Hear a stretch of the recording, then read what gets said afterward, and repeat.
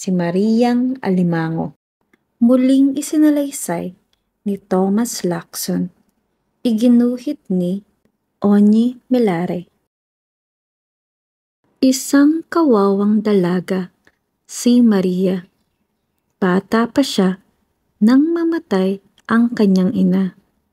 Nag-asawang muli ang kanyang ama at napakasungit ng kanyang tiya Justa.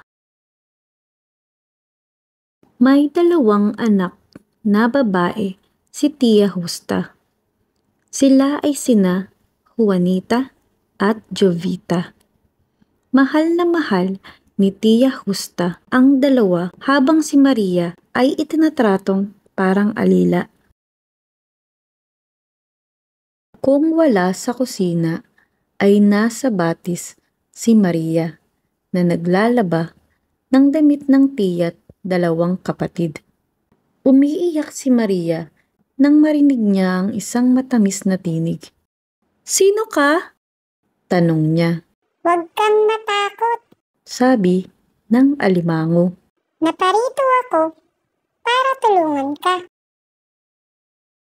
Nang magpunta si tiya Justa sa batis, nahuli niya ang 2 nag-uusap.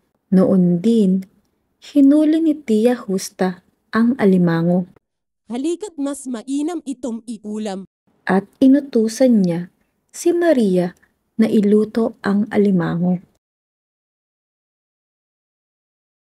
"Huwag kang malungkot," sabi ng alimango. "Iluto mo ako, Maria. Pagkatapos akong kainin, ibaon mo sa tabi ng batis ang aking balat." Tuwang-tuwang kinain ni na tiya Justa, Juanita at Jovita ang alimango. Pagkatapos, nagmamadali silang nagpunta sa palasyo. Tinupad naman ni Maria ang bilin ng alimango. Biglang may tumubong marikit na punong kahoy at nagsalita. "Pupunta ka rin sa palasyo, Maria." Biglang nakabihis na si Maria at isang karawahing hila ng puting kabayo ang naghihintay sa kanyang sumakay. "Umuwi ka bago maghating gabi," sabi ng marikit na punong kahoy. Nagulat ang mga tao pagpasok ni Maria. Nilapitan si Maria ng makisig na prinsipe at inayang sumayaw. Inggit na inggit ang mga babae kay Maria, lalo na sina tiya Justa, si Juanita at Jovita. Inggit na inggit sila sa di nakikilalang si Maria. Nagsayaw sina Maria at ang prinsipe buong gabi. Hindi sinasadya na patingin sa orasan si Maria. Ilang saglit na lang at 12:00 na. Mabilis na tumakbo palabas ng palasyo si Maria. Hinabol siya ng nagtatakang prinsipe. Ngunit nawala sa dilim si Maria. Napulot na lamang ng prinsipe ang kabiyak ng sapatos ng dalaga. Hindi malimot ng prinsipe si Maria.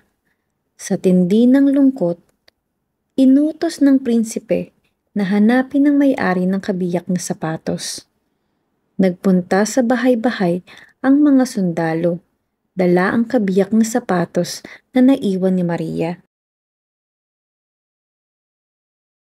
"Pakakasalan daw ng prinsipe ang may-ari ng sapatos!" Nasasabik na sabi ng 2 kapatid ni Maria.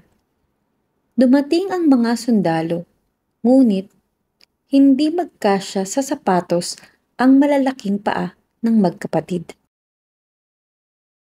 Isang sundalo ang nakapansin kay Maria na nakasilip sa likod ng pinto ng kusina.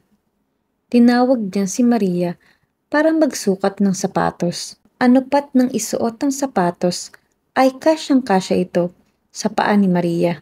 Hinimatay sa gulat Ang masungit na si Tia Justa, hinimatay din sa sama ng loob at malaking inggit sina Juanita at Jovita. Ipinahanda ang isang maringal na kasal. Iyon daw ay ang pinakamalaking kasal sa buong bayan. Dumalo sa palasyo ang mga tao para tignan ang magandang asawa ng prinsipe, ang magandang si Mariang Alimango.